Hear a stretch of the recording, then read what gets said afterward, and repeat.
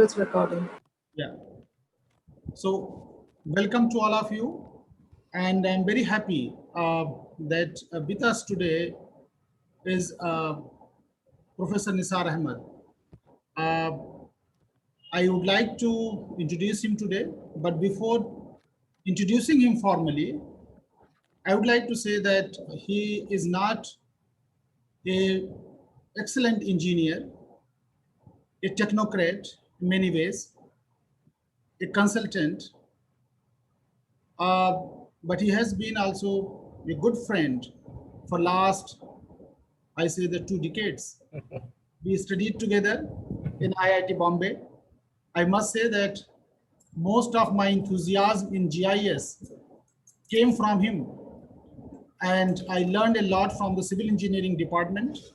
I used to accompany him, sit in his office and server to see that what he was doing, because he was also system manager of the civil engineering. So I had lots of access, not only the computational softwares, but also the GIS software through him. Uh, Thank you, Nisar Bhai, for agreeing and coming here. And I'm sure that my students who are equally enthusiastic, I must tell you that in this difficult situation, we thought that this course we will not offer because we had no license to give it to them to install and actually run. But they persuaded me, and I also worked in multiple ways to assure that someday we are able to work. And as I told you earlier, that we have brought the Geoda because most of them are working in development field, not actually hardcore GIS and remote sensing. So they interlinking that one in a methodological terms. So they will be using some light software, and that what we chose, basically chose was Geoda, so that they can understand most of the econometric modeling and other things, which is a very light, as you know, a kind of software which is very useful.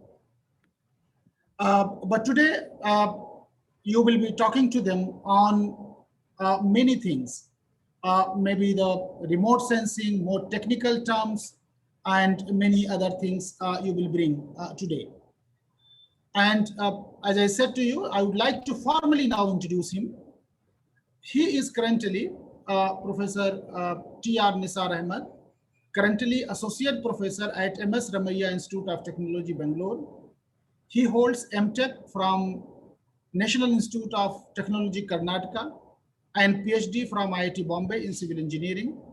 His area of interest includes enterprise GIS implementation, ICT for smart city and sustainable development, Internet of the Things, decision support system, 3D building information modeling.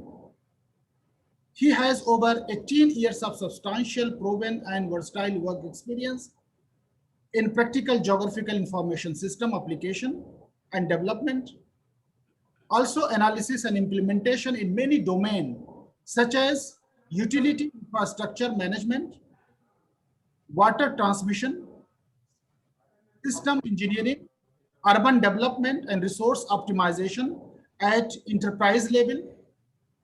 And then he has also system and software development life cycle and many other actually 3D BIM modeling, smart city implementation, etc. He keeps on doing those things. He worked as consultant in many top, actually I say the GIS implementation agencies, such as Parsons Corporations, Promax Solutions, Center for Urban and Rural Infrastructure Planning Enterprise, etc., for some of the major overseas GIS implementation projects. And particularly in the Middle East, he was for a long time planning and working there. He also worked as a faculty in teaching in water resource, geomatics, engineering, and as well as technical coordinator for establishment of geomatics engineering technology programs at Yanbu Industrial College of Saudi Arabia. The certificate, I mean, he has done many other things. I mean, I do not talk much because of the lack of time, but he has done many things, and I'm sure that many terminologies, what he is using, were unfamiliar or we are not very common to them. I mean, the kind of thing he has done. So I extend warm welcome to you, Professor Nisar Ahmed, on my behalf and on behalf of my students. And I would like to also introduce my students here. So they come from multiple fields. Some of them are engineer, computer engineers, interested in the social sciences and the linkage between social sciences and technology. So they may be coming from the engineering background, or actually they are from the soft social sciences like sociology, history, and sometimes moderate level with the data access like uh, economics or geography. So they are coming from multiple fields, but they are very interested to learn what is the new technology emerging and how we can use in the development field. And I request you, while talking to them, some of them do not have those, I mean, kind of knowledge of the advanced level. So I request you to remain at the basic. And if you use anything, please do explain in detail so that they understand what actually goes on. Because it's a new field and new technology where actually we are venturing out today. So I request you to, start your talk, and over to you. I will give access to you on this. Uh, are you able to hear me? Yeah, clear. So over to you. Zargar. What we will do, we will take a break around what I say that 11:50, and then take 10 minutes break, come back again, and we will have again 45-minute session and discussions. So over to you. Okay. Let me one second.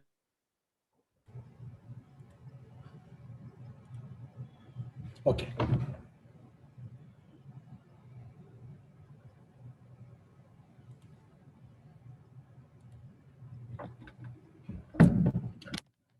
So thank you, Dr. Shaban.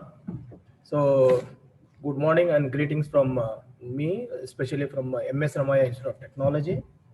So I must say I'm very much thankful to Dr. Shaban and then the faculty and the students of Tata Institute of Social Sciences for giving me this opportunity for this very important the topic.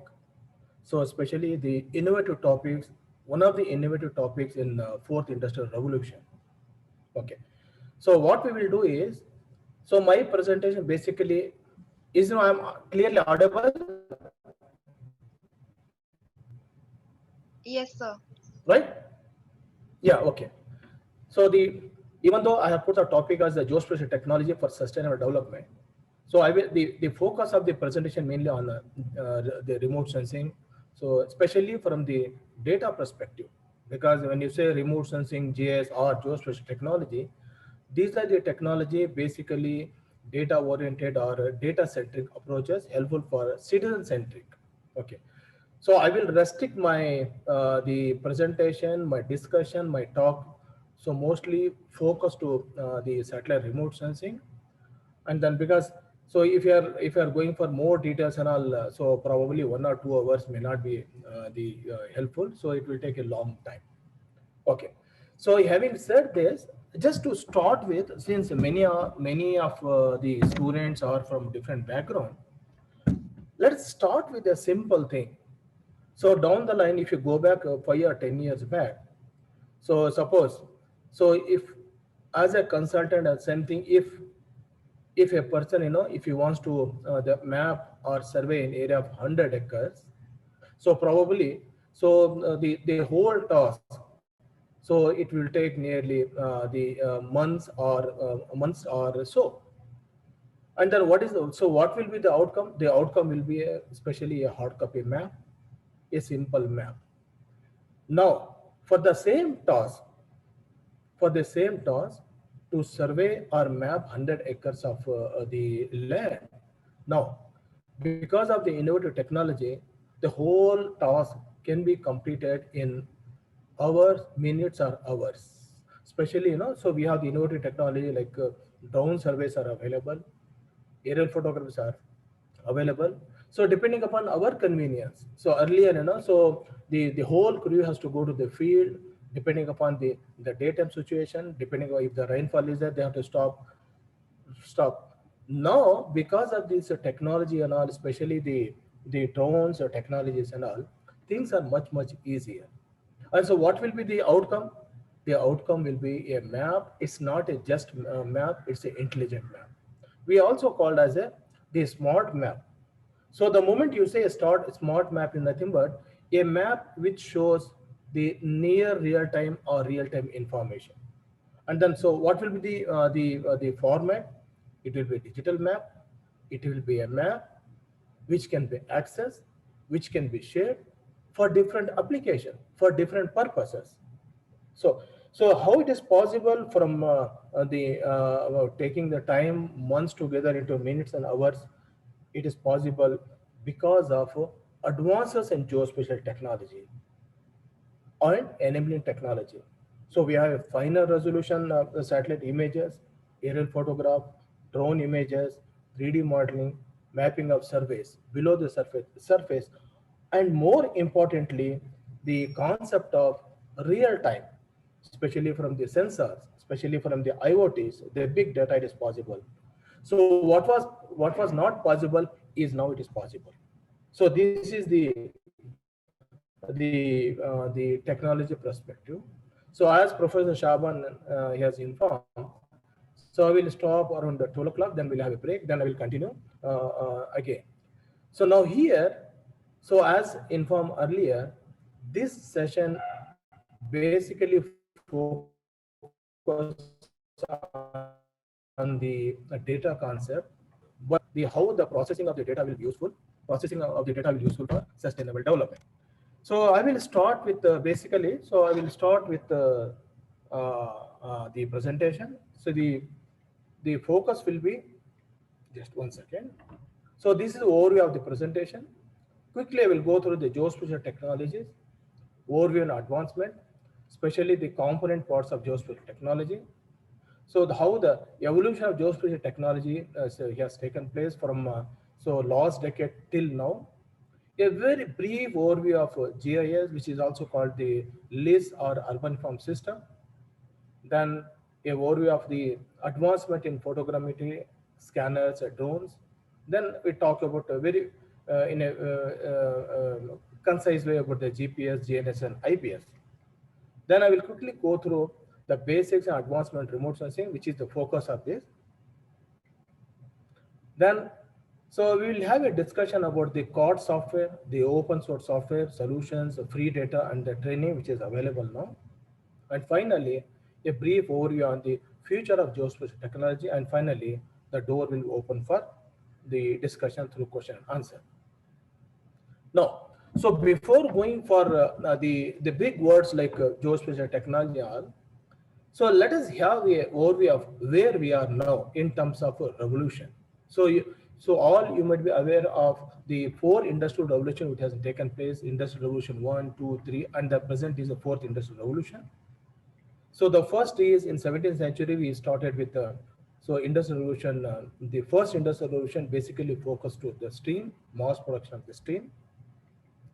In 1870, the second Industrial Revolution started, and then basically it deals with electricity, mass production of the power. So the third Industrial Revolution started in 1961. It is called the revolution of the computing. Basically, the computer internet-based knowledge that has started. And then the present Industrial Revolution. So the present Industrial Revolution. So this is the 4th Industrial Revolution. Basically, it is called the connectedness because everyone is connected. So the technology which are used, innovative technology which are used for connections are the Internet of Things, the artificial intelligence, the cloud computing, big data, and more important thing is this is the one, the geospatial technology or location-based system. So this industry, this the specifically the snapshot I wanted to bring you to notice that geospatial technology is a part of Industrial Revolution 4.0 because anything we deals with Industrial Revolution also deals with the data, because geospatial technology deals with the data. Industrial revolution also deals with the data. So when we integrated these two technology, so probably we will get the complete benefit of industrial revolution 4.0. Okay.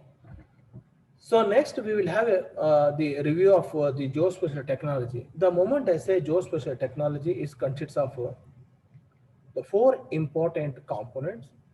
So basically, so it deals with the range of modern tools and contributing to geographic mapping and analysis. So it will have the GIS or spatial analytics. It will have the GNS and position system. It will have a Earth observation, and then finally scanning. So these are the four important components. So as a part of geospatial technology. So if you look into the details, if you know details, so what the geospatial technology it will the GIS it will do, so it will help in capturing, mapping, and visualization of the spatial data, help for modeling analysis, and more importantly, so because of the IoT, the sensors and all, so it will help in identifying it will help in real-time monitoring, and basically once the data is available, so it will use for futuristic or for the modeling. And now because of the cloud, so the services are available on the demand. So nowadays even the drones are available on the demand. So similarly, the next is the GNS and position system. So it will have a component like the GPS, the GNSS, indoor position system, and also basically the surveying pod. The third is Earth observation or EOS system, Earth observation systems. So this is the topic of interest today. So we will have a more discussion on this one, specifically on the remote sensing part, which deals with the different kinds of the data. So data from the satellite, data from aerial photograph, and then we will have the multispectral data, the hyperspectral data. And then so we have the aerial photography. So so for the more important details and all, the aerial photos are available. And finally the drones, so which is now added. And finally, so the scanning component includes the lidar, the laser scanning, so the augmented reality, and then the virtual reality, so all are included with the scanning. Okay, so if you see here, the details is, so we will even the breakdown, if you break down, so GIS, so it can be accessed through basically three components. One is through the desktop, so which your institute is available, familiar.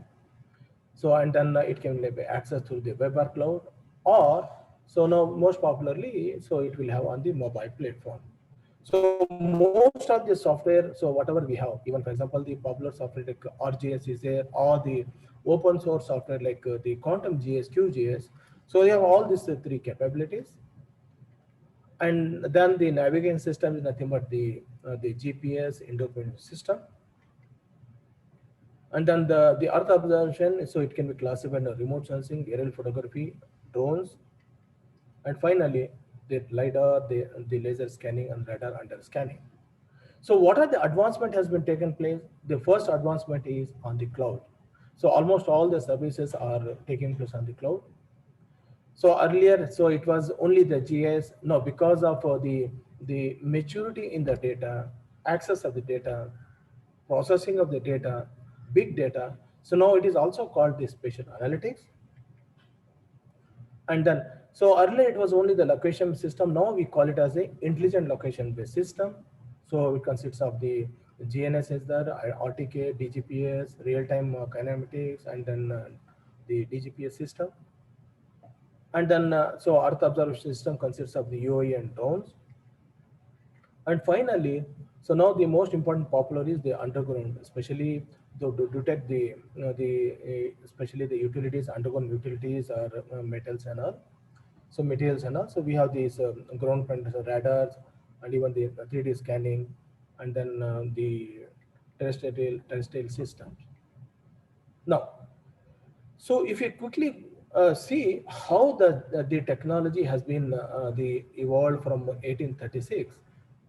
So first in the Paris, So they map, especially the map is called the heat map for the outbreak of the cholera. So first started in 1832. So it was a heat map for the cholera, and till even 1833, nobody was aware of the term the GIS. Then it started in 1854, the same thing in London, UK. So a map has been prepared to deal with the death of the cholera. And then 1962, Dr. Roger Tomlinson, he gave the idea of a collection of data and maps. And till then, there was no concept of the GIS. So it was just how the concept of the collection of the data and then preparing the maps. In 1965, the first term GIS term was used in his report. And in 1967, so Dr. Tomlinson presented the usage of the word the GIS, a Geography Informed System. This is the first time. 1969, so the founder of ESRE, the JOG he started is a company in California.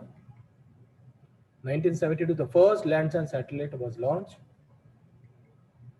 1981, the first ESRI user conference started in US with the 16 attendees. So now so it is a yearly now. So annual ESRI conference. So we're going to be held in many places, and then instead of 16 now, so it's a huge rush will be there, and then it's next to impossible to attend the conference now. 1982, the first commercial software package ArcInfo release. So first they started this Unix-based system, then the DOS-based system. So the competitor of RGS 1986, the MapInfo was released. Then at the same time, so 1986, the first release of the ISRI software from the Clark University started. And this is the software where, so the many the research organizations, so they have started. And the ISRI names have come from the astronomer, Arabic astronomer. And at the same time, in 1991, the European remote sensing satellite launched. And at the same time, the ArcView GIS, so the window-based GIS launched. In 1990, the first web-based interactive map was released. Similarly, in 1994, web map server WebGIS started. 1995, GPS fully operational in US. From US, 1999, the first release of RGS in Windows started, and also the launch of the ICONOS, the commercial high resolution satellite launch. 1996, the ISRI and MapInfo started. 204, the Open Street Map launch. 205, so the Google launched the Google Maps, and then the Google Earth. Hadoop for managing the huge open source started. And from 2010 to 2014, so the RGS Online, especially on the cloud computing, started. And now from 2017 onwards, the fourth industrial revolution technologies are connected technologies like the IoT, the big data, the artificial intelligence, machine learning in the GIS started. And this is the where we are now in the fourth industrial revolution, which is also called the integration year. So where the integration of the geospatial technology with enabling technology is possible now. So there's a leap, if you see here, from the 1832, the people public, they were not aware of so what is the GIS. Now in the present century, the present times, so it is a part of a geospatial technology. So there is a huge evolution here started in geospatial technology. So if you quickly see into so what is a geography informed system? So the Roger Tomlinson, so who regarded as the father of GIS, he is the one of the first he gave the definition as tools to store, to manipulate, analyze, manage, and then present the different types of data, especially the spatial, non-spatial data. So alternatively, he called the GIS first as a land informed system, LIS, spatial informed system, SIS, and then finally, geospatial technology, geospatial science system. So basically it deals with the, since it is dealing with some, it is called the science of where. So I'm not going in details about the GIS and all, so it will be covered in a later. So the best GIS is nothing but our the Google Map or the Google Map. So where one can find the this whole technology. So the special data and then the non-special data. You can pinpoint the location of a mall by its name, the locations and all. And basically, so what we can do with the GIS is, so first it will help for identification where the location, what is there in the location, what is the best route to reach the location. So and then what is the relationship that exists between them, and also it will be, and then over a period of time. And finally, so the GIS will help in finding the trend. So what has changes in them? And basically, so it will have the several component. So first is the data, then the people, the application, the software, and then hardware. And it will basically deals with the points, line, polygon, and then when it is integrated, it will be integrated holistic. So I'm not going into details about the GIS technology. The second is the IPS and navigation system. So nowadays we are all aware of the GPS. So now the Indian also we have the IRSS, and China they have the BD, and then the European Union also they have the navigation system. And then on the other side, so we have the very mature tracking system, navigation system. Field surveys has developed in a enormous way from meter resolution into the of accuracy. So a lot of field data collectors started. Even the field data the can be collected, edited, and uploaded in the field itself. And now there is a trend that, so in 2021 especially, the European GPS will be the most accurate the satellite navigation system compared to the GPS. So now the GPS whatever we using, so this will be useful. So on the open the platform or somewhere. So when it is in the inside of the building or facility, especially on the parking and on the ground, so the signals are not possible. So there is a popular technology called IPS is useful. So where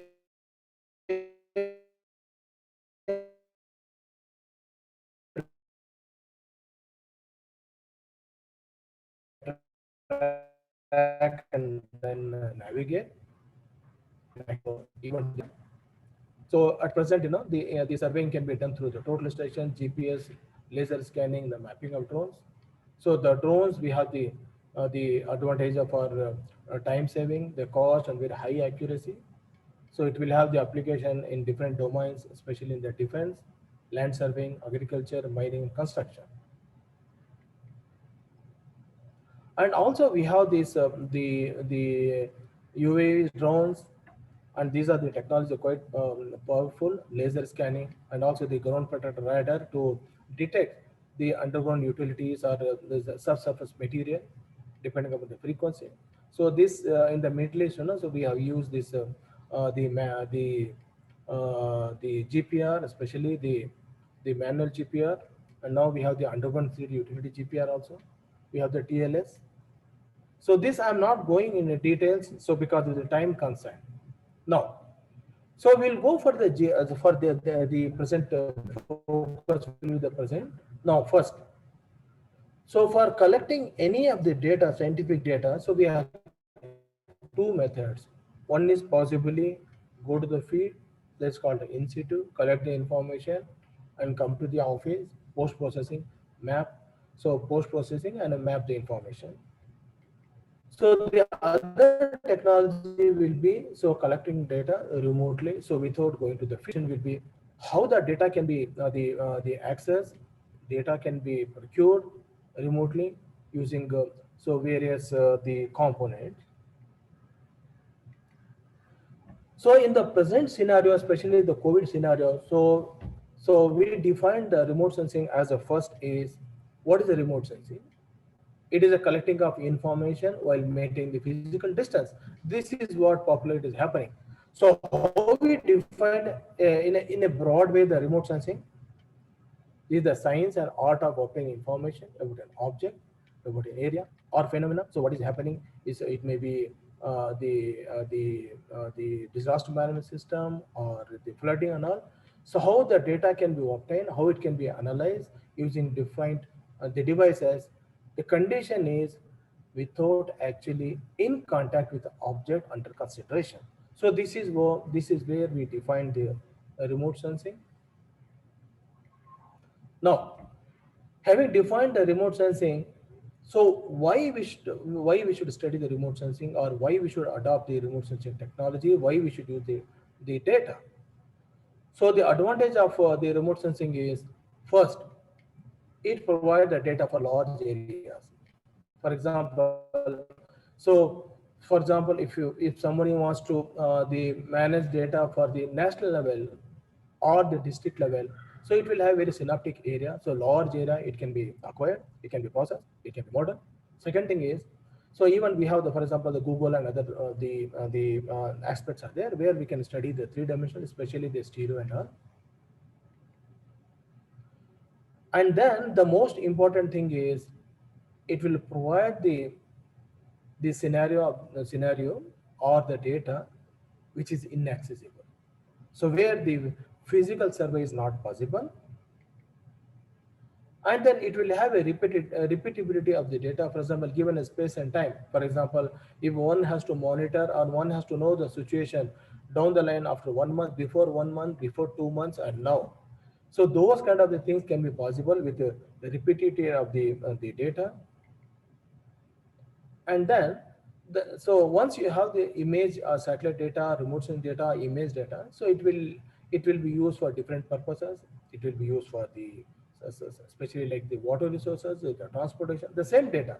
It can be used for the urban planning, transportation, water resource. So this says that one data serves for multiple information. Finally, when it comes to the new technology, is relatively inexpensive. So having said the advantages, there are quite the limitations that are available. So these the limitation include, the first is interpretation of the satellite image data. So it requires some certain kind of the skills. So especially, so if you go for one person, if a person goes to analyze the data, so he has to have a knowledge of interpretation, even if he's going for the manual interpretation, or if he's going for using the software solutions. And more importantly, this is a more field important. The field survey data is essential. So it has to be supplemented. So whatever the data we collect from the remote or satellite data, it has to be supplemented with the ground surveys data for validation purpose. And also, suppose if you have the data from multiple sources, there is a confusion. For example, if multiple source data is available in from the different sensors and different the resolutions and all, so definitely is bound to be the create a confusion. And also, so there are certain cases where the distortion of the images may happen. So because of the activities on the sensors or sources, and this is called the pre-processing, which will be taken as a big process, which we'll discuss in the later now. So now, if we look into the how the processing of remote sensing data can be followed, and so basically, so the workflow. So it will have a three-step workflow. The first stage we call it as the data acquisition. Specifically, so we'll have the source. So the source may be a natural source. The source as the sun. So the solar radiations which falls on the earth features, and these features. So when it will be captured by the platform. On the platform, we'll have the different sensors. And then once these captured the information, it will be finally transmitted to the ground receiving stations. And then these will be stored as a images in different bands and all. So this is called the whole technology is called the data acquisition. And here whatever, so I have shown here, it deals with the optical remote sensing or the optical remote sensing, so which covers the visible and near infrared. So this is the type of the passive remote sensing. So once the data is available on the warehouse, So the next process will be the specifically the data, the pre-processing. So the pre-processing or correction of data has to be done for the atmosphere, for the radiometry, for the geometry. So there are so many corrections are available. So these will be done. So once you acquire the data, especially the service provider, so he will do the pre-processing, and then he will give it the already pre-processed data. So the third step, the more important thing is, so the processing of the data for the analysis. The analysis may be for the modeling, the analysis may be for scenario analysis, the analysis may be for, different purposes.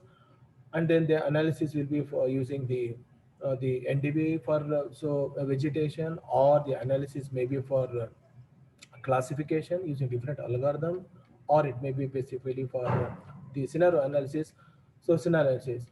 So this part it will be taken in the next Friday class, whereas the whole concept, whatever we are dealing today, it will be focused on the data acquisition part.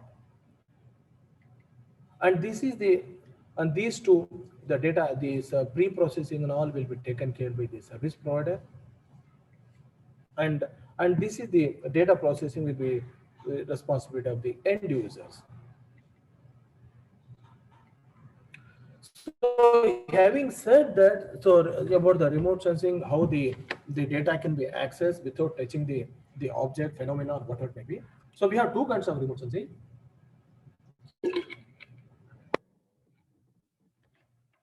So one is the most popular. So as we are all aware of, this is a passive remote sensing. So the remote sensing which we will get, for example, all the students and all, they will get the data from the Iconos, data from the even the open source data, Sentinel data, so Landsat data, Spot data, Iconos data, IRS data. So it will comes from the passive remote sensing, and these will be accessed, or these will be acquired only during the daytime. So because the source of data will be the sun as the source of data, which illuminate on the surface, and then the reflect energy will be captured by the platform through the sensors. The next type of the remote sensing is nothing but the active remote sensing. Where instead of this sun as a source of the energy, so here the platform itself, it will have the source of its own energy, which will reflect on the surface, will go back. So this is the active remote sensing. So nowadays, so everywhere the drone service are carrying on. So laser scanning drones and lidars. So these are the part of the active remote sensing. So it has many advantages. It can be captured anytime, and it can penetrate. It can penetrate into various the bands, which we'll see in the later stages. Now, so there are platforms and sensors. So basically, so the first is but the space-borne platform specific. So where we'll have the very huge altitude, high altitude, and then since it is a high altitude, it covers more area, whereas the resolution is less. So the second platform is airborne platform, so where the aerial photography and then airborne SAW data, even for the televisions, and then UAV, so drones. So the altitude from the ground surface will be from 1 to 5 kilometers. So it will have a moderate area of coverages, and will have a good resolutions. And finally, the third platform will be the ground base, or the balloons, or ground base, or the sensors, or the platform monitor on the vehicles, mounted on the vehicles. So this will be basically useful for the serving a small area with the best possible the resolution. So we will look into the details, especially from the optical remote sensing point of view. So we have seen that the sun is a source of energy, and then so because of our limitations, so we can see only the visible part. So that is the Web gear, starting from 0.4 micrometer to the 0.7 micrometer. So the bands specifically, you are aware of the BGR, so blue band from 0.45 to 0.45, zero point 0.4 to 0.45, zero point 0.5 to 0.6 is the green, and 0.6 to 0.7 is the red. And then afterwards we have the infrared, we have the microwave. And now most of the satellite data what we are getting is it covers into these three. So the visible, near infrared, and again infrared will have the near infrared, infrared, and then the microwave. So this is the energy which we'll use for the optical. And then range will be, so the visible infrared is called the optical remote sensing. That is the passive remote sensing what we have seen. And if it goes beyond the 10.2 the meters, then it will be a so microwave, which is specifically the active remote sensing. And this is the same concept I have shown here. This is the where we can see we can visualize with our eyes, especially with the primary colors. So the blue, green, and red, which can be divided into again the Web gear. And then finally, so we have the different the wavelengths, cosmic rays, gamma rays, X-rays, and then so this is where we can see here, we can understand up to here. So the today's focus will be from ultraviolet to visible, infrared, and microwave. So we'll have a detailed discussion and image analysis on this. I mean the analysis part on this. Okay. So the next concept as far as the satellite remote sensing is concerned is the resolutions. So we have different kinds of resolutions: the spatial resolution, spectral resolutions, the temporal resolutions, and radiometric resolutions. So when we say the resolution, specifically the spatial resolution, the one thing which we have to remember is the pixel or picture element. For example, let's say if we have a picture element or a satellite data which have a resolution of 30 meter to 30 meter. So this 30 meter to 30 meter, it will show as a dot or a point. So if the resolution of image is 5 meter, so each picture element is a 5 meter. So so the different features can be easily identified. Whereas if it is the 1 meter resolution, so for example, especially the for QuickBird and all, so we have a detailed the visualization of the images, which will help for so the planning, management, and the modeling of the resources. And this is the outcome. If we have a 30 meter resolution, so this is what we have see. This is what we can see. This is what we can see. So so the spatial resolution is a very important concept. So this is the important characters of the images. In general, the spatial resolution can be divided into three: low spatial resolution, medium spatial resolution, the higher spatial resolution. So if it is greater than 30 meter, there is a coarse resolution. So we call it as a low spatial resolution. So if it is a 2 to 30 meters, we call as the medium spatial resolution of the images. And if it is a high spatial resolution, especially under 2 meter, it is called the high spatial resolution. And if you look into here, so the larger coarse resolution specifically, so this will be used for the climatic changes, especially for the weather monitoring and all. So where the repetitive will be very high, once in 10 minutes, once in the 15 minutes and all. So where the large area, especially the area like the continent or the country has to be the map. So at that time, so these resolutions or these satellites are available, especially the meteorological software, the satellite and sensors. And now the medium, the spatial resolution between 2 to 30, for example, we have many software, many the satellite and sensor like Landsat, Spot, and also the many open source and commercial software available. The sensors are available. And then finally, so the less than 2 meters, especially the satellite like ICONOS, IRS, QuickBird, WorldView 1, 2, 3. So we will have the detailed spatial resolutions. So these are all most probably the commercial software which we have to pay. And we'll see in details the resolution concept. Okay. So this is the one I have taken the satellite data from the sensor, the IRS list 3. So which is having a spatial resolution of 23.5 meter. So where so roughly we can demarcate the parcels, we can demarcate the parcels and land use, helpful for land use planning. So if you have the IRS, list 4 with a 5.8 meter resolution, so this is what details we can see, we can classify, and this is a part of the Kuwait city. So again, the same, the Indian, the satellite, the Cartosat satellite with 2.5 meter, but it is in only one single band. It's a panchromatic. It is a part of the Egypt, where so used for the analysis of the pyramid. Here, if you see the tone of the images, so these, for example, these red colors and all, so it is showing the vegetations, and then if you see the rivers and all in different colors, and here also, if you see the vegetation in red colors, and then here in different colors, so these tone what we have seen is not the true color. These are the false color. So the false colors where it is do something with the band combinations. We will see in details in the next. Whereas here, so I have taken so it has been taken in a single the band. It is called panchromatic band, only one band. So it has a good spatial resolution. And this is again another scenario. So to demonstrate the spatial and spectral resolution, and then again from the Indian remote sensing satellite. So sorry.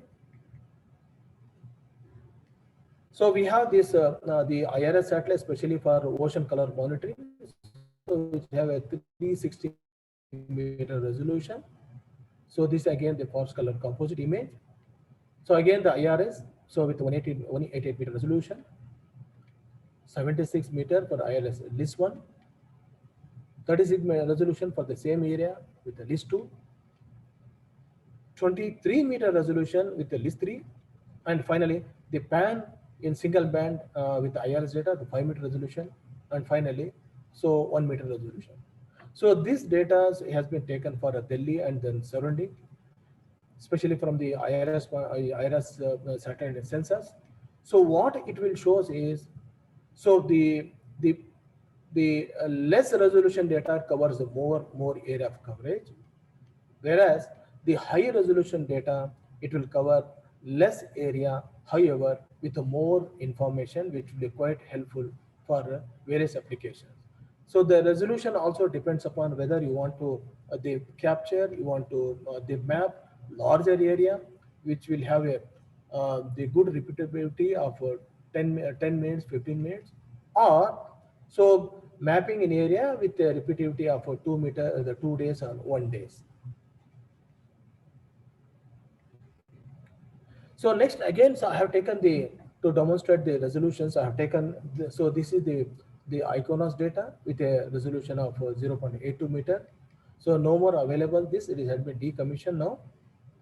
And then QuickBird data, so 0.6 meter, which is not available now. And now, so this is the GOE, the satellite images of 0.5 meters, where so the beautiful analysis can be done specifically for the urban, urban applications, So these are the satellite and sensors what you have seen here. These are the commercial software, the commercial satellite data and sensors which has to be paid. And then nowadays, so more and more the high resolution commercial software available specifically from the Worldview.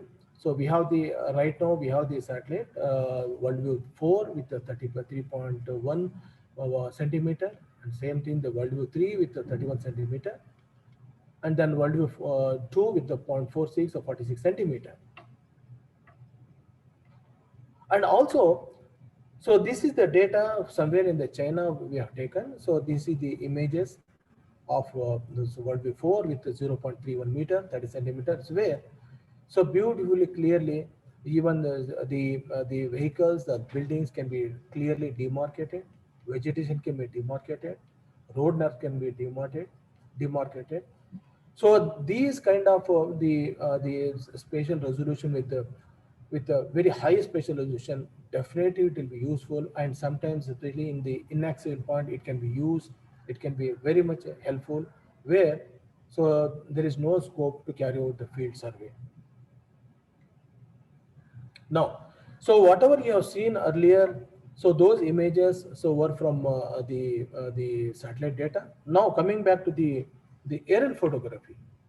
So this is the images of 3-inch resolution, 6-inch resolution, 1 foot, 2 foot, and this is for 3 inches. And this is the 1 inch. Now 2 centimeter aerial photograph is also available where so it will so where the details, even the parking spaces, even the vehicles, parking spaces, the network, so everything can be mapped easily. So this is the technology where we have now from the aerial photography. So what it will offer is, so if you have so more resolution data, that means that so more information available, wealth of information available to support the visualization, the planning, navigation, monitoring in different domains, specifically in the urban, in the agriculture sectors. So one important thing what we have seen earlier is the spectrum specifically. So we have the spectrum from 0.4 micrometer to the 0.7 micrometer, which is a visible band, and then so up to 3 we'll have the microwave ultraviolet, and then we have the so different types. So here so when the different the features like for example the water, the vegetation, the soil, and especially the dry and wet soil, when these two when these three the features when so it has been taken and when the reflectance has been mapped, so this is the signature what we will get. Specifically, this is the for the water, this is for the turbid water, and this is the vegetation, and this is the dry soil, and this signature is the wet soil. So what I mean to say is these are the signature or the characteristics of different the feature. For example, if you take the vegetation, so it will behave like this in this way. That means that so in order to understand and analyze the important vegetations, we need to have the data which will have the visible part, which will have the near infrared, and sometimes we'll go to the microwave. And especially for the water, so we need to have the data which is in the visible part, and then small near infrared. So these are the signature or the plot what you have is the typically.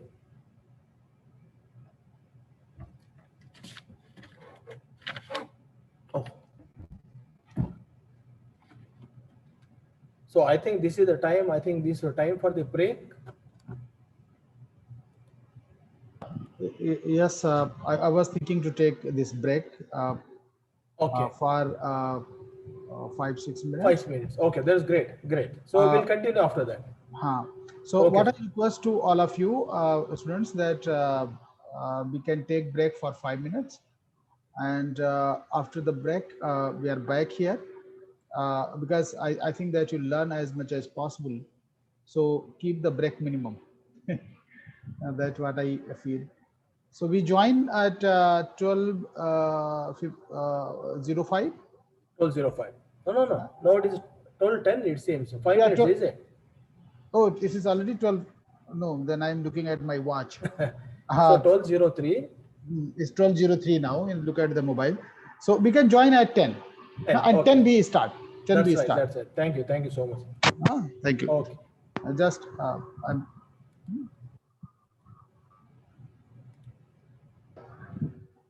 for this time you can Ruby, you can stop the recording and then again start the recording. Okay, so we'll start. So just as a summary, so we were discussing about the pattern, reflectance pattern or signature. So for different features, this is typically it is a fix because it is the feature which distinguishes with others. So the pattern is a fix now. For example, if you have different vegetation, you will have different pattern. If you map the reflectance, if you map the reflectance of so the clear water, turbid clear water, more turbid water, so the pattern will be different. However, they follows the unique. That's why it is called the signature. So now we also seen that, so how the information can be drawn in different bands. So for example, if you have here, so zero point 0.4 to zero point 0.7, so these are the three visible bands or the RGB bands.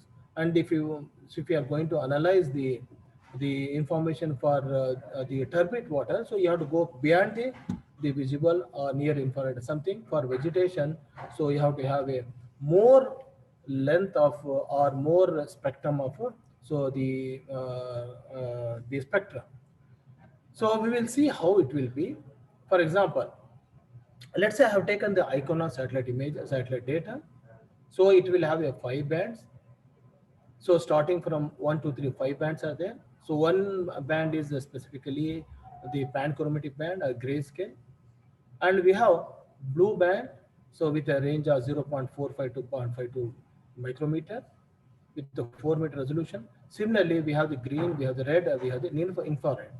So this ICONOS satellite data is very, very helpful to demarcate, to identify the water features, the urban, the urban utilities, the water feature, and others. Suppose here, if we take the Landsat, so ICONOS we have 5 bands. In the Landsat we have 7 bands.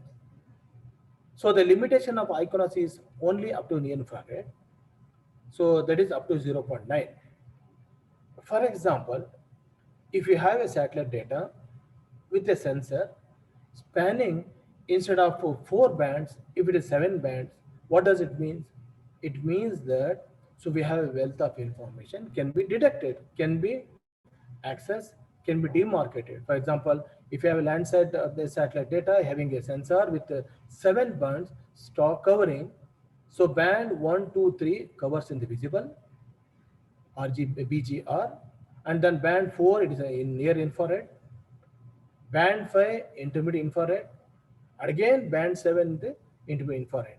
So that means that more number of the features can be identified, more number of features can be demarcated if you use the Landsat data. Similarly, if you use the spot data, which is having the 4 bands, so band 1, 2, 3, and then another one is the panchromate. So we can analyze the features available only in the visible band, only the visible band. So the more the feature identification, specifically in the microwave region, specifically for the vegetation analysis, specifically for the thermal analysis, or not, it's not possible. So there are many satellite sensors available which will have more than 7 bands, which will cover the visible, near infrared, infrared, whereas some satellite which will be restricted only for visible region, so for 3 or 4 bands. So if the bands are more than the 3, then we call it as a multispectral band. More than one, it's called a multispectral band. If it is single, it is called a panchromatic band. Okay, so we'll see the details. For example, so here what we have seen is, so in the visible we have the BGR or RGB. So 0.4 to 0.5, 0.5 to 0.6, 0.6 to 0.7. So this is what we can see, and these 3 bands or these 3 colors are the primary colors. Suppose if you have a satellite data with a sensor having a capability to cover more spectral bands, so then those sensors are called the multispectral sensor, MSS, and the data is called MSS data or multispectral data. So instead of covering the data only, so 5 to 8, for example, you have seen the Landsat only 7 bands. Suppose if you have the sensor which covers more than hundreds of bands, hundreds of spectral regions, then it is called the hyperspectral data. So we can have a detailed discussion in the next slide. We can have detailed discussion on what is the hyperspectral data. Okay. So now we have seen the multispectral data and also the hyper data. And then, so what are the sensors available for capturing the multispectral data? So we have the popular like my Landsat multispectral, thematic mapper, enhanced thematic mapper. We have the spot data is there, Iconos, QuickBird, and even IRS, digital globe, worldview aerial photography. So these are all the satellite sensor which will cover so only mostly the visible and the near infrared band. Whereas, so these are the satellite which covers more number of the bands. That's why it is called the hyperspectral bands. However, these satellite sensors, to obtain these satellite sensor, we have to pay. These are not the open source software. For example, open source data. For example, here, so for example, if you see the European Union, I have not listed here, European Union satellite sensor called the Sentinel, Sentinel 1, 2, 3. So these are the open source their data, so which can be accessed, and then repeat it is once in 5 days. Okay. So what are the advantages of the multispectral and then hyperspectral imaging? First is the resolution. So now in the multispectral, if you see here, these are the discrete. For example, so the bands are separate, discrete bands, whereas in a hyperspectral, it's a continuous. So the pixels are continuous. So since it is continuous, so it is possible for the analysis, especially from agricultural point of view. If one is going to study the crop stress, crop yield continuously, then these are very, very useful. And then if you see here, so the pixel information. So these are the isolated. So you can isolate. So because the bands are narrow, separate bands, discrete bands, so we can identify. Whereas in case of hyperspectral, the bands are very narrow, but it's a spectrum, continuous bands. So the pixels are continuous. And these are the application areas where the hyperspectral can be used, specifically, more specifically for the precision agriculture. It will be in terms of the crop yield prediction, or the NDVI, so the monitoring of the NDVI, and then the crop stress, and then specifically the detection of the NPK, the nutrients and all, so which can be carried out using the hyperspectral data. So if you see the differences, so in the multispectral, so we have the many bands, specifically more than 3 bands. So the examples are the Landsat, the Spot, the Iconos, the IRS data. Whereas in case of the hyperspectral, we have hundreds of bands. So hundreds of band means each band it will have the data. It will have the data. So more data, so more information can be derived, more information which will lead to more decision, which leads to more decision. Okay.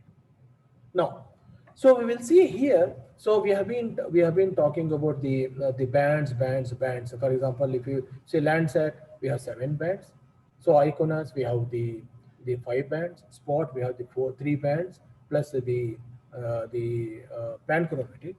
So what is important about the bands is, so in all individual, if you take the individual band, these are all the grayscale bands. So for example, this is the blue band, band number 1. So this is the green band, band number 2. So it's a red band, band number 3. So I have taken only the 3 sensors. Suppose if we take the Landsat, so we have the 1, 2, 3, so 4, 5, 6, 7. Similarly, if you have the Iconos 1, 2, 3, 4. So now what I will do is, the first band, the blue band, I will pass through the filter only to pass through only the blue. And then the green, I will pass through the green. Red, I will pass through the red. So then I will have BGR. So that means that, so the blue band, it will be passing through the blue filter, green band and the green, red band and the green. And when I combine these 3 bands, these 3 multispectral bands, what I will get is the composite image. Since, so these are the one-to-one match is there. So the result what we'll get is the composite image of true color, where vegetations are shown in the green color, the water it will show in the blue color, and then so the settlement and all in the gray or the brown color. Similarly, now I have the satellite with the sensors having a so one, two, three, four bands. Band one is the blue band. Band two, the spectral band is green. Band three is red, and the fourth band is near infrared. Suppose what I will do is I will match. So the first is blue band with the blue, so blue with a blue, green with a green, red with a red. So what I get is that the true color image. The what composite the color we have is the true color image. If I interchange, for example, so the instead of blue I will pass the green, instead of the for the green I will pass the red, and instead of the red I will pass the near infrared. So there is a different combination will be there, and then so what is the final the composite image? The image what we get is the false color composite or FCC. So which may not be true. This is called the false color composite. So here is the important. If you consider only one, the information it is called the grayscale or panchromatic image. If you have the so one-to-one combination, so we'll have the natural color or true color, and if the combination is a different rather than the BTR, so it is the false color. Now the question is why we should go for the false color. Specifically, each band, spectral bands have a wealth of information. It depends upon the which application you are going to have. For example, so if you want to go with the vegetation, you need to go with the visible and infrastructure. If you want to go for other analysis, you need to have it different. So if you change the different bands, so you will get the so false color. So false color you will identify because each band having a specific the characteristics which can be discriminated.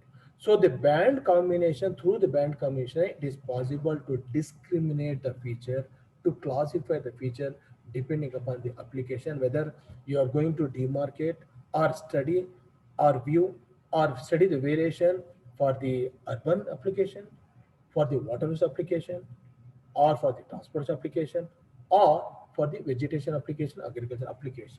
So this is what basically the concept of the band combination where we will get the true color and then the infrared color. The second type of resolution which we are discussing about the temporal resolutions.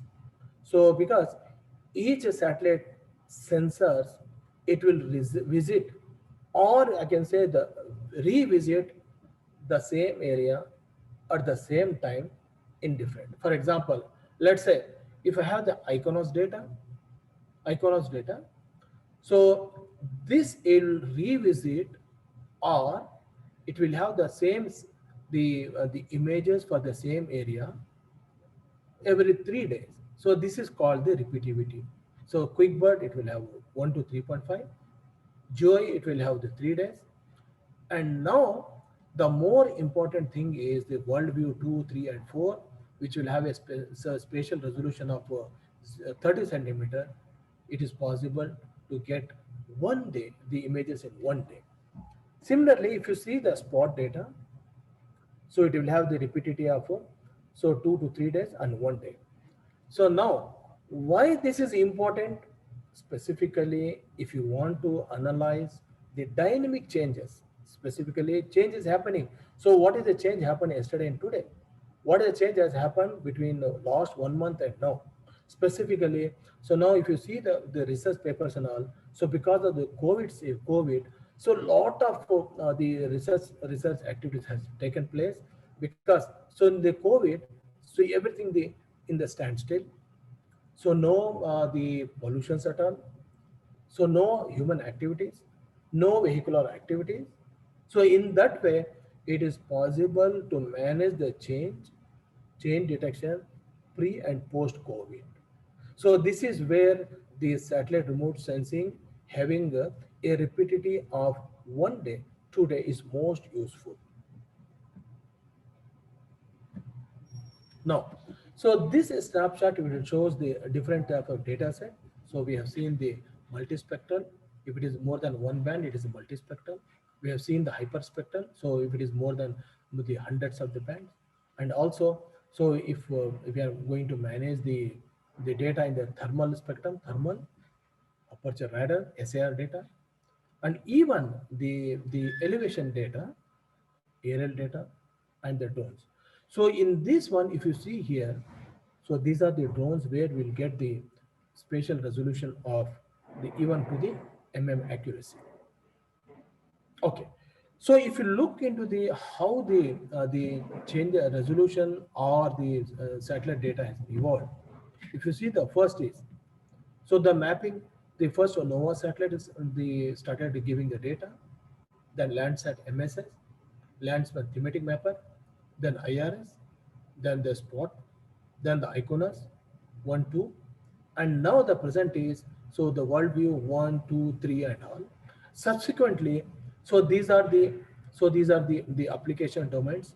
So earlier it was meant only for the mapping, then, so because of the increase in spatial resolution, so the monitoring changes, quantitative assessment, biodiversity, and now, so even now it is possible to manage the near real-time situation, adopt near adaptation situation using the very high resolution commercial data of 0.3 meter. If you see how the resolution drastically how it has improved. So if you see 1960, the first satellite, so remote sensing satellite, so having a resolution of more than 100 meters, the Corona satellite. Then it came the Landsat. Then it came the Spot, the Bird, Quick Bird, and now we have the Worldview 2, 1, 2, 3, and all. So if you so map the satellite, which is the first generation between for a 13-year life cycle, the year cycle between 1960 to 1972, the first cycle, the second cycle, third cycle, fourth cycle. So what we are facing here is the fifth the 13-year cycle with very high spatial resolution, with more spectral resolution, and also with more repeativity period. So what is the meaning of a more satellite? More satellite is nothing but more solutions. More solutions. So now, so what we have seen here is more spatial resolution of the data, more temporal resolution of the data, and also so the data available in more number of the bands. Instead of 3 bands, now it is possible to visualize the feature, to discriminate the feature using more number of spectral bands using the hyperspectral region, hyperspectral data. So the bottom line is what is the main important thing is more finer data, so and even the less cost, and then so the even the in future it is expected that so we are going to get instead of now we are getting the daily data, so in future even it is possibility that if this trend is continuous, we are going to get acquire the data even the hourly basis, which will be very useful for artificial intelligence or machine level applications, especially for the future predictions. Okay, so what we have seen here is the how the remote sensing is there in the 21st century. So we have more number of the satellite and sensors, and now so even the small and low cost satellites are launching now. Universities are launching. Even for example, if you take the Bangalore and all, so the PESET University and other universities also they have started the launching. Students are the interacting or collaborating with the in Department of Space to launch satellites. That means that more insight for monitoring, analyzing, modeling of the features. Second thing is there is an enhancement in the resolution. For example, enhancement in spatial data. So if you see from the 100 meter resolution to now it's possible to 0.31 meters. Spectral band from 7 band now, so we have the more than 200 bands. Temporal resolutions, so we have so almost we are acquiring data on a daily basis, and then also the spectral bands. And now, so we have the more data. So even now, earlier, so the maps is just used for directional purpose or for the revenue. Now the same maps, because of the advancement and the remote sensing, the same maps can be used as an analytical platform for as a smart map to have real-time access. For example, the same maps we are using to monitor the transportation network, the same maps, updated maps we are using so to ordering the food, the same maps we are using for the intelligent transport systems. And then since the spatial data resolution has changed, capacity of data has changed, trillions of data, terabytes of data is available now. So the way the spatial big data is coming up now, Hadoops are coming up, where so there are technology, there are these solutions, software solutions are available to manage the spatial big data, even the data, terabytes of the data from the sensor. Now, so more software solutions are available now. So more open source software and COD software are available with high-end computing, and then the processing of the data. More new algorithms are available to process the data, to compute the data, to get the output. Similarly, more integration of this data with the different enabling technologies like the artificial intelligence, so the beam, and more important in the present day, the cloud computing which has started. So where so the user, he can adopt for the subscription model or cloud model. Maybe he can use as a platform as a service, application as a service, or platform as a service, or license as a service. So if you see the so the how the development in data collection has taken place.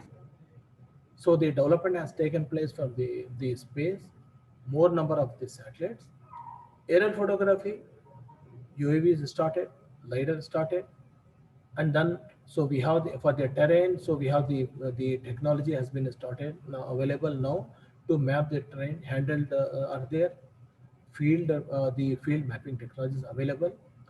GPR is available to map the surface data. So even now, so it is possible even to map the underground the features like the pipes. So like the pipes, whether to discriminate whether it's a metallic pipe, or the steel pipe, or the plastic pipe, we are using the GPR data. And also we have the technology to map the bathymetric and all. So we have the from the GPS. So we have the so many kind of the families under the GNSS. We have the GPS from the India. We have the INSS GPS from the China, GPS from the Russia, and then we have the new satellite system called the Gagan, and then we have the surveying system, so new survey system for RTK solutions. So this is the IPS, and the more important here is the connectedness. So the huge data now it is possible. So the sensor data can be now the use real-time sensor data can be used now to have the real-time the operations, the real-time monitoring and all. So we look into the details about the what are the GIS software you available for the mapping, for the analysis, for the classification and analysis. Some software are free available, some software paid available. So we'll look into these details. The first is the proprietary software. So the paid software, we have the most popular software like RGS software available. So this is also called the Microsoft of GIS. So because of the COVID, now we have the educational the license are available. So where only freely the softwares are available for 1 year. So you can so activate the license for 1 year, and then we have the even the education series available. Even for development also we have the development network is there. The next popular COD softwares are the GeoMedia or Hexagon. Earlier it was Intergraph. So we have the MapInfo software is available. So from the global, the mapper from global mapper from Blue Marble, we have the manifold GIS, and specifically the small world for the utilities. Super GIS is available from the China, and more importantly, the Idris for window from the Clark University. Now here, so these some of the software which we have listed, and these are the software, are the paid software or the license software which we have to pay. And see, some of the softwares explicitly are available to manage the utilities. For example, especially the small world software to manage the utilities, the telecom and all. And then some software, for example, Easy software, they are very good to manage the land and then utilities data. Whereas for the 3D, it may not be the good. So some software they have the capability beautiful to manage both the raster and then the vector, so vector formats. Some specifically for the raster formats. Now, if you see here, the various open source software or the freely available software, the number one is the Quantum JS version 3. We have the Quantum JS version 2. We have the GV's SIJ. So very good software which have the most capability, just like the ESRE software. We have the Gross software to manage the raster data. We have the Elvis software. We have the Saga GS software. This is also very important software where in our university they are using. So these are the open source software which have the more or less have the capability equivalent to the ESRE software. Okay, if you see the ratings and all, so the ratings and all, if you see the first it comes with the RGS family. The second it will comes with the QGS, and then the list is go on. So now earlier, because of the advancement in enabling technology, okay, more and more GS software now they have the inbuilt capacity. So earlier, if you see the GS software, so the image processing capability was not available. The machine learning or the aspect was not available. Now we have the software, GS services solutions where we have the inbuilt capacity. Image processing capabilities are available in the GS software. ML also available in GS software. So where the Geo AI, the concept is available. So more recently, the ISRI having the partnership with Autodesk, we have the Beam GS integration, and then even the Integraph, they have the tools to carry out the task to support the smart city. So Hexagon, we have these smart city tools are available. So what I mean to say is, so now it is possible with the software, no need to purchase separate licenses. So to have it, to get the different capability, most of the softwares are available which have the inbuilt capacity.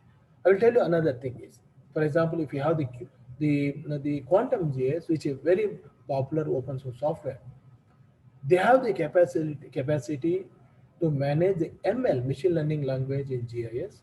They have the tools, they have the capability so to do this. So from the data perspective, so many freely available the domains are available where the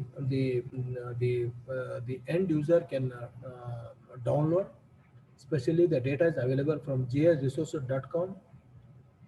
GSAJ maps are available, maps where the free GS data can be downloaded.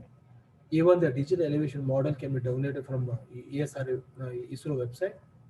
Spatial data can be downloaded from Diva GIS. And then the SRTM data, the 3D data can be downloaded from USGS website. Like this, even the some of the state remote center data also available specifically from the urban planning point of view. And then central agency, for example, Central Groundwater Board, and then others also available. The state, different state, they have the state watershed development departments where they have the portal to download freely available data corresponding to the state. And then since the more development has been taken place in terms of the software, in terms of the data, so more freely available trainings also available, virtual trainings are available. So free MOOC Massive online open the courses available through the ESRA, e-learning, GS geography, and then so United Nations also they have they're giving the free online courses. Unitar also they have the free online courses, and then GS AJ Maps they have the free GS training. ClassroomCentral.com they also have the paid and then the MOOC courses. Coursera, Udemy, edX also sometimes so depending upon the situation, so they will have the free the options and also the paid options. Now, so having discussed about the geospatial technology, especially focused to the remote sensing part or the data acquisition parts, we'll see in nutshell what will be the future of a geospatial technology, where we are now and what we can expect in the future.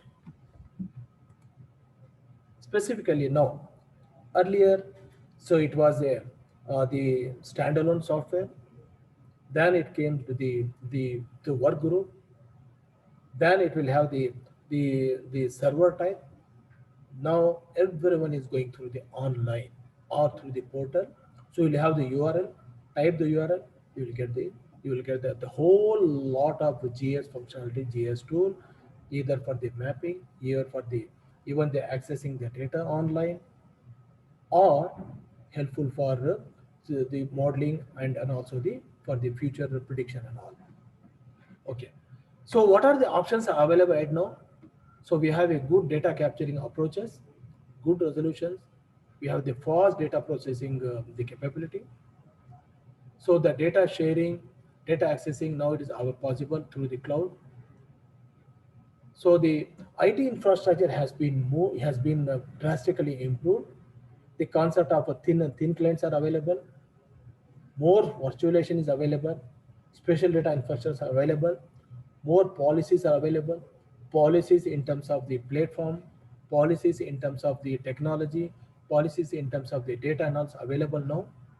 So more number of the GS software on the paid and unpaid, and then now it is possible to have a mature integration of the database, integration of the system, and then even at the enterprise level. So the more number of the more the services are available on the service model type, trainings and all. So the bottom line is, so the definition of, if you see the definition of geospatial technology has not changed. Still, it is a mapping, analysis, and managing. But so, but we have changed the way we perform these tasks, because these are all because of the enabling technologies. So now what are the key trends now? If you see here, so now earlier it was only restricted to the capturing, mapping, visualizations. Now the mature modeling analysis is taking place because of the sensors, because of the IoT, real-time monitoring is possible. Since the real-time monitoring is there, so the data analytics future is possible, and then more and more, so the services are available on the demand or prescription model. So what are the key areas now in geospatial technology? First is mapping is available on the services. Even you can get the even the drones by on the rental basis, mapping on the rental basis. So more and popular geospatial in the cloud is going on. So the more important thing is the future of GIS is on the cloud. Integration of geospatial technology with artificial intelligence, the Geo is popular now. Smart revolution is taking place because of the sensors and also where the information is available online, where the information is available near online. So the drones and the UAE are making the life easier. So where so the surveying which was taking months together or weeks together, it is happening now in minutes or in hours. And more importantly, most of these softwares are available for now the integration of the GIS with the BIM for so the 3D modeling. So where so 3D, 4D, 5D, 6D, 7D is possible now. So for to manage the infrastructure for the class detection, how the infrastructure can be managed, adapting the time, adapting the schedule, adapting the different aspects. So the bottom line is The future of geospatial technology is very promising when it combined with emerging technologies such as AI, the cloud computing, artificial intelligence, augmented reality, real-time data and analysis. Okay. So what we will see in a nutshell is, so now we have the technologies of Industrial Revolution 4.0. So there the IoTs are there, sensors are available, robotics are available, big data analytics, 3D printing, augmented reality, and cloud computing. So these are the technology we popularly call as the technologies of Industry 4.0. These are all called the connected technologies. These are also called the cyber physical systems. Okay. So when you see this technology, how we can utilize, for example, we have the concept of Geo IoT where geography informed system can be integrated with the IoT. We have the mature location data for the location based system. We have the geospatial data already on the cloud. We have the LiDAR data for the augmented reality. So we have the cars and all. So we have the unmanned vehicles, we have the cars. So we have the big data. So now the softwares are available. So to take the spatial data, especially the two tools with the structured and semi-structured data, specifically from the huge data from the videos, huge data from the for the images and all in terms of the volume instead of variability in terms of frequency, and also we have the data which can be collected from the mobile robotics. So now, where we will use this? So when we combine this kind of the data, so industrial 4.0, when this data when combined the space geospatial component or spatial component, for example, so the especially the smart cities, so precision farming, asset management, especially for the monitoring of land and water resources, especially so when the real-time sensors are available.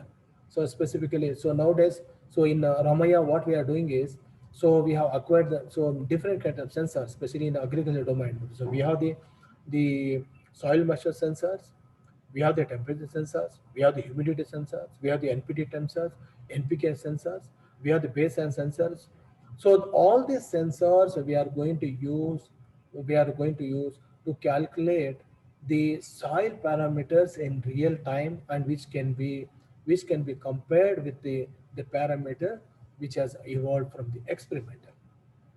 So we have the drones data and robotic data available for the precision agriculture. Specifically, we have seen this one the hyperspectral data where so the data covers even the narrow band in the beyond the so microwave, thermal microwave and all. So where the crop stress, crop yield, beautifully it can be managed through the integration of the machine learning. We have the big data, so we have the augmented reality. So we have the UAV vehicles. So how this will be possible? This can be possible through the maps, through development apps, and also the dashboard. So if you see here, the IPS is there. Even the more popular is, I have a 3 minutes of the video which will shows how the geospatial technology, especially the fine the high resolution images, the satellite data, the remote images, the GIS and IoT can be used for the management, crisis management, especially during the COVID season. Crowdsourcing is important. GIS is on cloud, and now so we have the augmented reality where it is possible now to detect so what is available the within the manhole underground utilities, so utilities because of the integration of the GIS with AR, autonomous vehicles are available. So and again, so here we'll have the smart technology like smart the mobility, smart energy, smart building, smart water management system. So where so specifically the concept of geospatial technology can be integrated with the sensor and all. So we have the real-time GIS where we can see the real-time dynamics of the traffic flow or intelligent transport system. So we have the sensors to monitor different utilities. We have the drones, we have the big data and all. So and then more important thing is as the technology has evolved, So new innovative technologies and integration is possible. More number of software available, more number of open software available, and more number of free trainings are available. Available. So this is the end of the presentation. So I thank you very much for giving me opportunity. And then so this is the time for question and answer. Thank you. Wonderful, wonderful, Professor Nisar. And really, it was so, I mean, insightful. The way you presented it, the number of combinations which is possible, and where we are heading for. Now we can open, and all of you, Sir Bhai, you can unshare the presentation so that we can have the bigger screen for the individuals. Yeah. Okay. Uh, So Thank you. one thing, just the one thing I just wanted to inform you, Mm. as you are from Tata Institute of Social Sciences, it is very much important for the student community to work with the interdisciplinary approach. For example, so for example, now in Ramaya Institute of Technology, I am from civil engineering background. So I have tie up with the department like computer science. I have tie up with the department like the information science, the electronic communication science, and also so we have a strong tie-up with agriculture universities. So the what I mean to say is these students also they should not restrict themselves for their curriculum or something. They have to go out, they have to work with the interdisciplinary and the departments. They have to meet the different people, get their the requirement, their needs and all, and use the technology available specifically focused in their demand in their domains. This is what we have to do it. We should not restrict ourselves. Second thing is we have to adopt not a single technology. We should adopt the integrated technology. So that's where so now that the time has gone now. So the strategy which we were using yesterday may not be applicable today.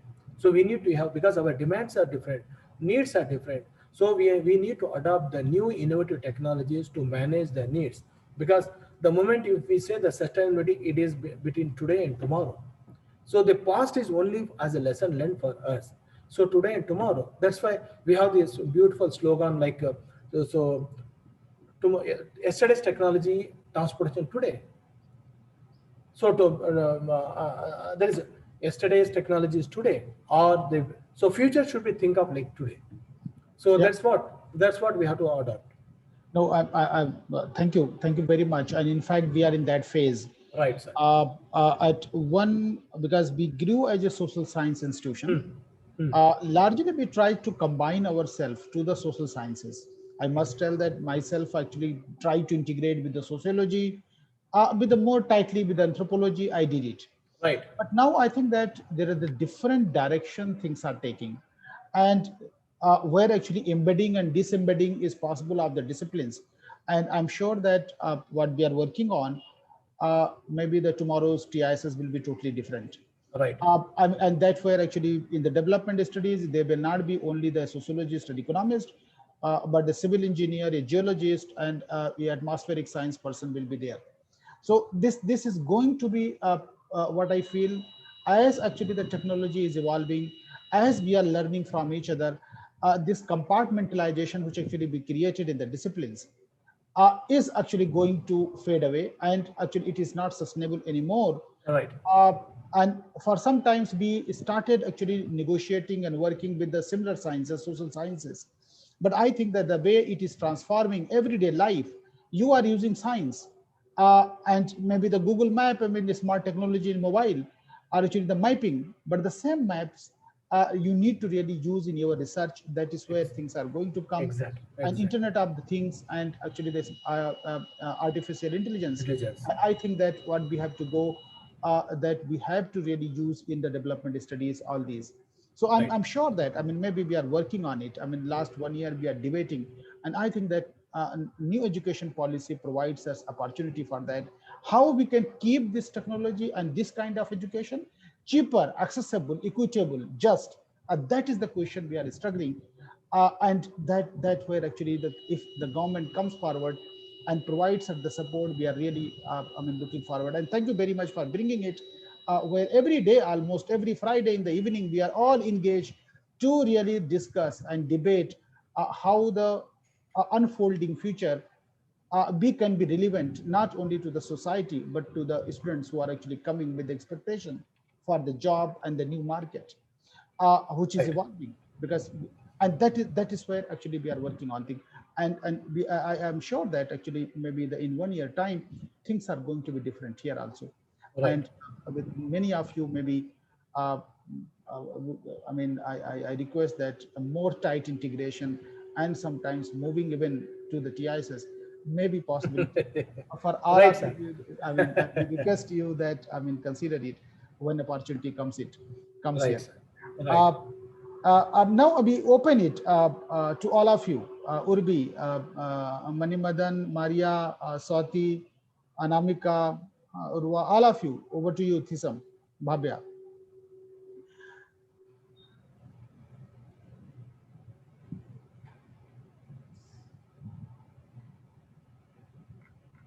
Anything which actually you feel is important, and actually you really need to use it, or actually still you feel that uh, the disciplines which actually the social sciences are still disconnected with the kind of thing which is coming maybe in the near future. So So could probably, so the next Friday, so the next lecture, it will be more towards the, application. uh, yeah, application and also hands-on experience. So what we'll do is, so I will share you the link where you can download the software, where you can install the software, and also we will give some kind of the training data which will be used for the class. So this will be used specifically from the point of view of so how the processing of data, specifically the classification, different algorithms, classification, and also the how the prediction can be carried out, NDV analysis, all can be done in the next class. So for which the students, they have to download the software, install the software, and also the download the data which I'm going to give you. So if it will be wonderful if you can send some email I will indicating share that you. which are I will. the software which we can Yeah, use. yeah, yeah, yeah, yeah, And yeah. you are That's, better aware in this area. yeah. So the So most popular, the Quantum JS is available. So which have QGIS. they are the computer for the Esri GIS now. So the Quantum JS, so QJS now they have the capability for the even the machine learning. So they integrated the machine learning. They integrated even for the data mapping and the data access now directly. And more important thing is they have both the web version is there, desktop version is there, and also the online version is available now through So the that, cloud. yeah, that is interesting. So I'll request that all of you can try. In fact, we were initially thinking to have the QGIS, but all Mm. of you try to do this. One thing which I find, Yeah, I must tell, from the social science perspective, if there are no questions are coming, there's a huge disconnect between the social sciences and the way the things are evolving. uh, I must say that still we are actually rooted in the personal interviews yeah. and the personal experiences. And these personal experiences are becoming so, technology driven. Uh, so how to really link the technology, how the personal, the life, everyday life with the technology, it is going to be very important. I see that when children, they have started using artificial intelligence in the 12th class, Yes. where they are telling me that how to really program the things to monitor the traffic, and how to really get the data, where the congestion happens, what is the average, route, or actually timing where the people access. And as a a person who actually tries to understand the city, still struggles with those things, because we could not connect very tightly with the other disciplines. And for us, that is where we realized it, and actually we are moving fast in that direction, that we tightly integrate geography, because we left geography, become a spatial, Right. and then actually realize that the things are unfolding in space, and the technologies are actually becoming more space oriented. That's where the GIS comes into, and the remote sensing comes in a big way, and maybe the geo AI Yeah. is going to be the answer for the future in the development studies also, I say. So that because we are dealing with the space and development, and this is very important. So there's more tight linkage. Maybe the development studies will have one geo AI department Yeah. where the development studies will learn, economics will learn, and sociology will learn what actually is unfolding in the space. So Along the with that, another one, Dr. Shaban, one thing, so I just wanted to bring out the artificial intelligence, the data science, deep learning, machine learning, and then the big data. So these are all basically deals with the data. So these are we call as a data centric technology. Now, so we need to concentrate to one is data centric, second is the citizen centric. These are the two.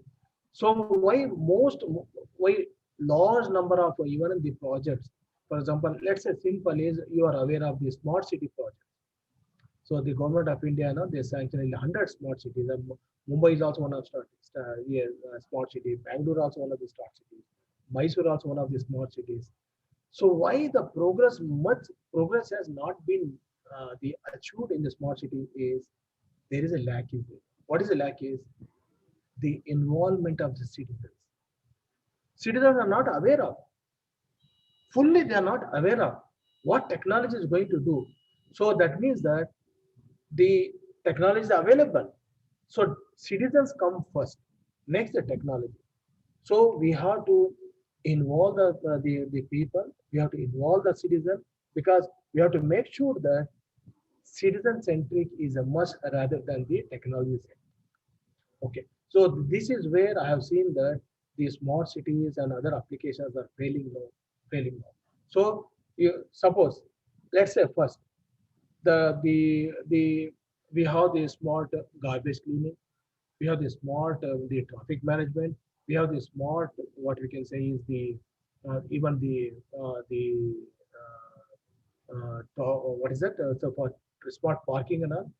These are good, but now the thing is how best these are available to automate the business process as per the citizen is concerned.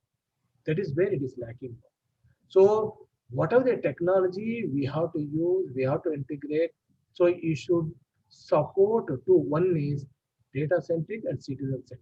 These are the two important components for the sustainable development. yeah, exactly. I mean, I agree with you. Without that, how we will proceed?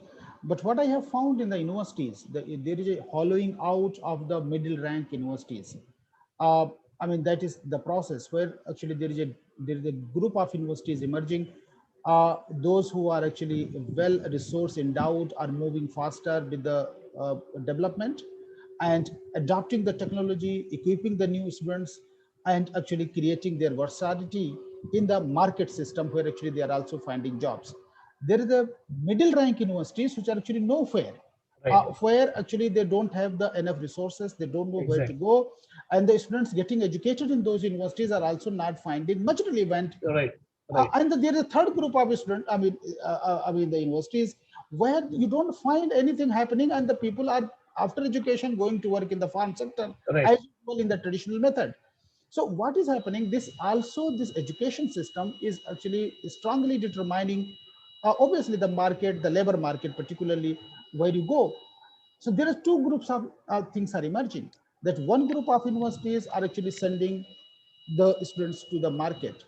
The the last group is sending to the farm, and in between universities are nowhere. And that's what actually we have realized, that moving fast is the only way out Right. to be relevant. Right.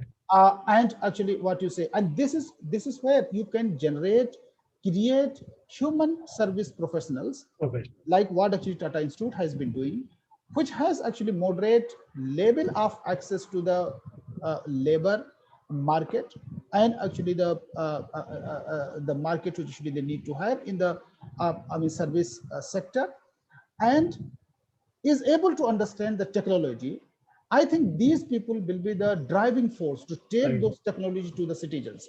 I mean, I know that many things actually coming from the mobile phone Yes. is actually becoming so rampant and people are using. But yes, how to really ground it Right. to that, we need that those kind of skillful professionals who can do that. So I think that this is very important part which actually you brought, and I'm so fascinated. I mean, listening this. I mean, lecture. I mean, I'm looking forward that you. I mean, bring the another dimension of it in the, I mean, maybe the next Friday, and maybe in the coming years there may be more tight. Good. I mean, In maybe 4 or 5 lectures, collaboration. more tight collaborations. And I think that if the things are going to change, we are going to have this at least one artificial intelligence course here also, That's right. at least to have this in the economics, in the social information system, in the economic information system, in the geographic information system, how we can really combine to create something which is emerging, because that students confront every day in the market and the market That's right. scenario. But any one of you, if you feel, I know that you feel that where we can have some questions and discussion further, it is open to all of you. Good afternoon, sir. Yeah, Yeah, very, Vikas, very good. go ahead. Sir, I have a question. Sir, artificial intelligence can extensively used in many fields such as agriculture, health, education, and also artificial intelligence could be used in other security features also.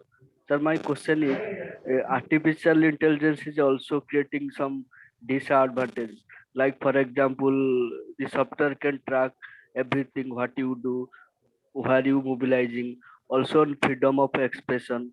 So my question is that, sir, is government of India is doing enough thing to curb such things? Good question. Professor Nisa, Yeah. would you like to Yeah. Can you repeat that respond? one?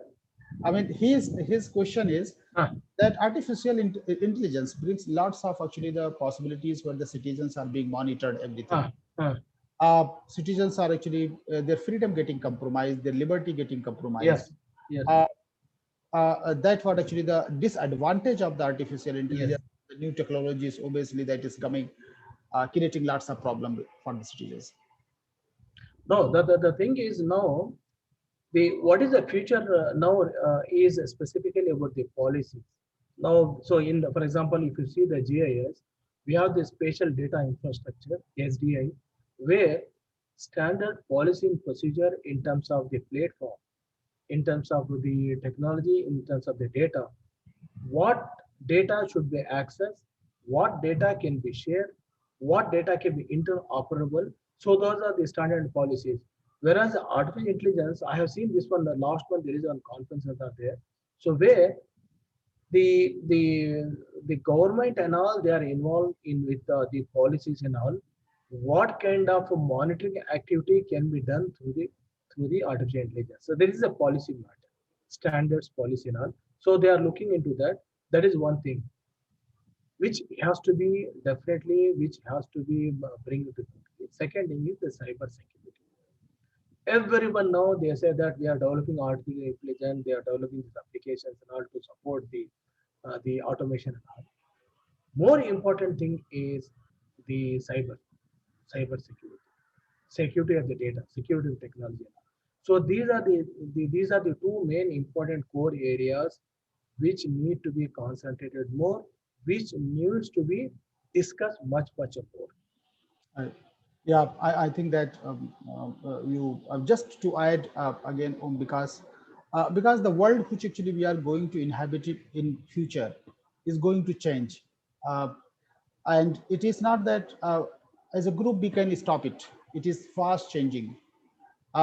We know that disadvantage of the technology and advantage of the technology, because the world which is changing so fast, uh, the only things remains that how to adopt it, Yes. and adopt it so meaningfully that actually you do not feel that you are outsider. And everywhere, any community, anything which actually has not adopted the changes, have always actually been the global changes, the direction. In the long run, they will be left behind. That's Yes. what happens. Even individuals, I feel, even sometimes in the artificial intelligence, somebody was asking me one day that can you plan the traffic? I mean, I was looking at the city and I said, no, I don't have that ability still to do this, but I do econometric modeling. I can do that. Some regression equation, whether simultaneous to everything, but I cannot do because I have not learned it. But there is time now to learn it. Yes. Even at the age of, I mean, after serving 15, 20 years in the service, you have to learn it.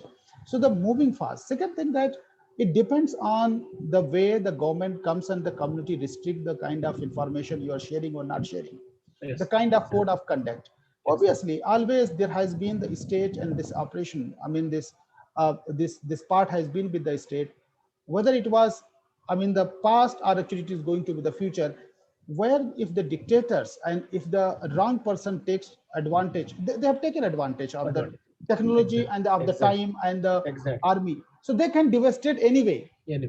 I mean, the devastation may happen, monitoring may happen, the privacy. For example, I mean, if you, I saw in the foreign countries where if you are posting anything on the Facebook and you have taken somebody else's picture, you cannot post it. But in India, everybody is going on.